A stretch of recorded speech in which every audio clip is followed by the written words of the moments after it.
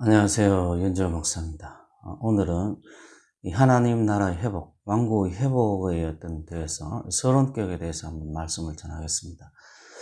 그 하나님의 나라를 이루어가기 위해서는 제일 기본적인 게 하나님의 통치, 하나님의 뜻을 알아야 하는 것이 기본적입니다. 하나님의 나라의 특징이 하나님의 이 다스림이라면 하나님께서 어떤 방식으로 어떤 뜻으로 다스리는지 그것을 알아야 됩니다.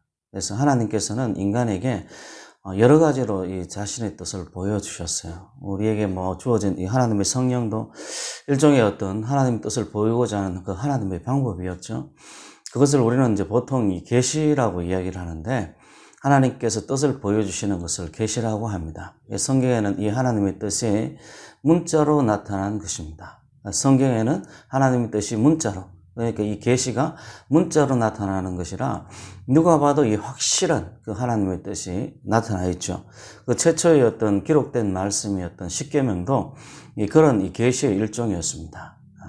그러나 이런 어떤 문자적인 어떤 계시, 율법이 주어지기 전에 하나님의 뜻은 선악을 알게 하는 나무의 과일을 먹지 말라, 이런 이 금지 명령으로 나타나긴 했지만은, 그보다 더 조금 거슬러 올라가면, 그보다 더 위에, 이 금지 명령보다 더 위로 이 거슬러 올라가면 하나님의 형상으로 지음받았다는 그 말씀에서 찾아야 합니다.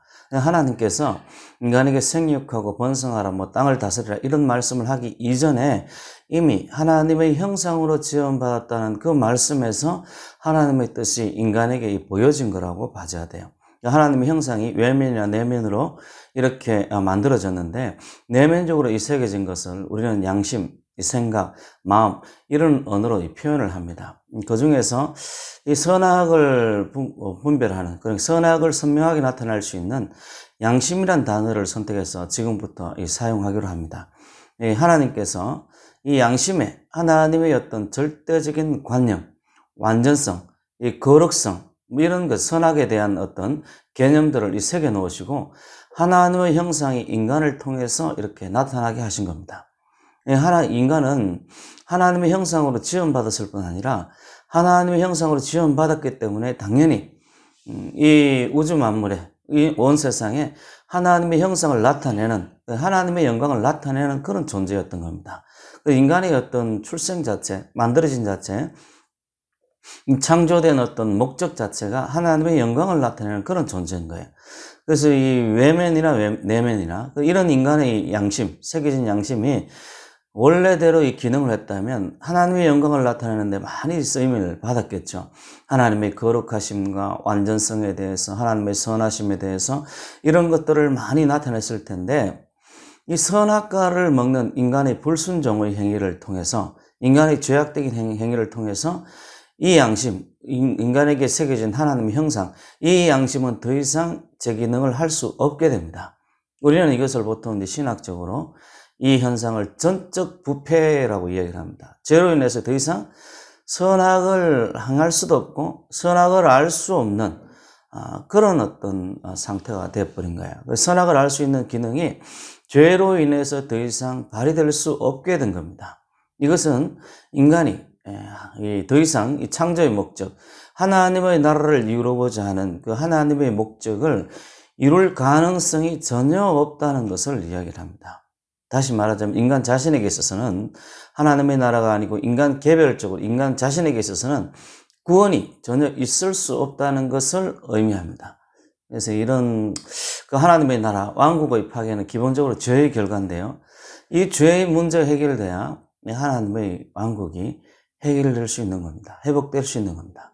그 죄의 문제가 해결될 수 있는 방법은 인간이 원래의 상태를 유지하든지 아니면 죄에 대한 대가를 치르는 두 가지 중에 하나를 선택해야 되겠죠. 죄의 결과로 죽든지 아니면 인간이 어떤 원래 상태로 유지하든지. 근데 하나님께서 이 창조하신 원리를 보면 원래 상태로 유지한다는 것은 불가능합니다. 불가능해요. 우리 이 물리학의 연력학의 어떤 법칙이라든지 이런 것을 보면 전혀 이런 하나님의 창조의 원리가 그런 게 아니라는 것을 알 수가 있습니다. 인간의 마음이 이렇게 죄로 오염되었기 때문에 원래의 상태를 유지할 수 있는 방법이 없습니다. 그래서 인간의 양심은 훼손되어 있고 부패되어 있어서 선악을 구별할 수 있는 능력을 상실해버린 겁니다. 그러니까 인간의 마음은 그 다음부터 어떻게 되는가 하면 환경에 따라서, 뭐 주변 사람들에 따라서, 아니면 기후나 날씨나 이런 거에 따라서 점점 자기 위주로 살아가는, 하나님의 뜻과는 관련 없이 자기 위주로 살아가는, 자기 본으로 살아가는 이 죄악의 근본 원인, 자기 원인 위주로 살아가는 그런 상태로 될 수밖에 없는 거예요. 쉽게 이야기하면 악으로 기울어질 수밖에 없는, 점점 악해질 수밖에 없는 그런 상태에 이르는 겁니다. 성경의 창세기라든지 어떤 뭐 출애굽기라든지 이런 것을 보면 인간이 점점 악으로 경도되어 가고 있는 그런 상태를 관찰할 수 있습니다. 그래서 우리가 하나님 앞에 정결하게 되고 이 거룩함을 유지하는 것으로는 도저히 구원을 받을 수 없는 그런 상태가 된 겁니다. 하나님께서 그래서 이 모세에게 이후에 또 율법을 주시죠. 그 율법을 하나님께서 선한 의도로 하나님의 나라를 이루기 위한 그런 의도로 주셨겠지만은 이 율법을 주신 의도조차도 인간의 죄로 인해서 훼손되고 맙니다. 하나님께서 주신 율법으로 자신의 의를 드러내는 데 사용한 거예요.